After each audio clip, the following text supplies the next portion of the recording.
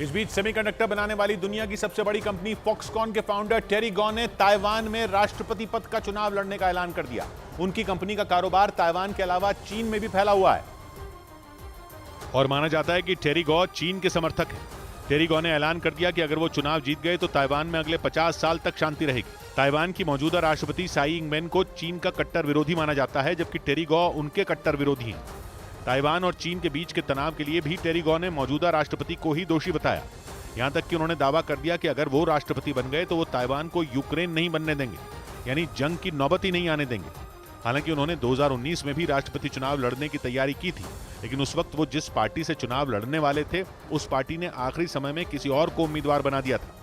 Taiwan के नेता पहले भी चीन पर वहां के चुनावों में दखलंदाजी का आरोप लगाते रहे हैं। उधर फिलिस्तीन के मुद्दे पर अमेरिका की सुपर मॉडल बेला हदीद और इजरायल के रक्षा मंत्री के बीच सोशल मीडिया पर भिड़ंत हो गई। इसकी शुरुआत तब हुई जब इजरायल के रक्षा मंत्री बेन गुविर ने एक इंटरव्यू के दौरान इजरायल के कब्जे वाले इलाकों में सुरक्षा बढ़ाने की वकालत की और दो टूक कह दिया कि इजरायल अपनी सुरक्षा को लेकर बेहद गंभीर है। इजरायल के रक्षा मंत्री बेन गुविर ने अपने देश के कट्टर दुश्मन फिलिस्तीन को वेस्ट बैंक समेत दूसरे इलाकों में हमलों के लिए जिम्मेदार ठहराया। साथ ही इन इलाकों में सैन्य कार्रवाई बढ़ाने के संकेत दिए, जिसके बाद अमेरिका की सुपर मॉडल बेला हदीद और उनके बीच सोशल मीडिया पर भिड़ंत शुरू हो गई। बेला हदीद के पिता फिलिस्तीनी हैं और अपने पिता की तरह वो खुद भी इजरायल और फिलिस्तीन की सीमा पर बसे इलाकों में सैन्य ऑपरेशन के खिलाफ कई बार आवाज उठा चुकी हैं। लेकिन इस बार तो वो सीधे सीधे इजरायल के रक्षा मंत्री से भिड़ गई और उनकी सेना की कार्रवाई पर उन्होंने उंगली उठा दी। इस बीच ब्रिटेन के मीडिया ने दावा किया कि अफ्रीकी देश नाइजर में सैन्य सरकार ने फ्रांस के राजदूत को देश छोड़ने का आदेश जारी कर दिया।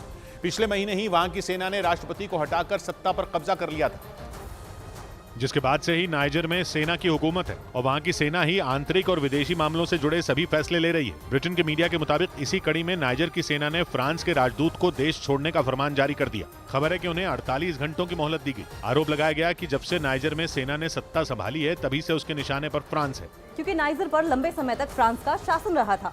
ब्रिटेन के मीडिया के मुताबिक 1960 में आजादी मिलने के बावजूद नाइजर में बनी हर सरकार फ्रांस की करीबी रही और इसी वजह से वहां फ्रांस के खिलाफ गुस्सा भी देखा गया। पिछले महीने हुए सैन्य तख्तापलट के बाद नाइजर के कई शहरों में फ्रांस के झंडे जलाए गए और उसका विरोध किया गया। इधर असम के डिब्रूगढ़ में जारी मूसलाधार बारिश से ब्रह्मपुत्र नदी का जलस्तर बढ़ गया, जिसकी वजह से जिले के निचले इलाकों में बाढ़ आ गई। इसका एक वीडियो भी सामने आया जिसमें निचले इलाकों में बने घर पूरी तरह डूबे नजर आए। वहां से बाढ़ का जो वीडियो सामने आया उसमें कुछ लोग नदी के बहाव को रोकने की कोशिश करते दिखे, जबकि कुछ लोग अपने डूबते घरों से जरूरत का सामान ले जाते नजर आए। असम के कई इलाकों में हुई तेज बारिश के बाद ब्रह्मपुत्र नदी का जलस्तर खतरे के निशान को पार कर गया, जिससे राज्य के कई जिलों में हालात खराब हो गए। टाउन पे खतरा भी पड़ा हुआ है। कुछ इलाकों में तो हालात और भी ज्यादा भयावह दिखाई दिए, क्योंकि बाढ़ के पानी में मकानों के डूबने के बाद सैकड़ों की संख्या में लोग सड़क पर रहने को मजबूर हो गए। लेकिन लोगों की परेशानी यहीं खत्म होती नहीं दिख रही, क्योंकि मौसम विभाग ने असम के डिब्रूगढ़ समेत कई जिलों में भारी बारिश का अलर्ट जारी कर दिया।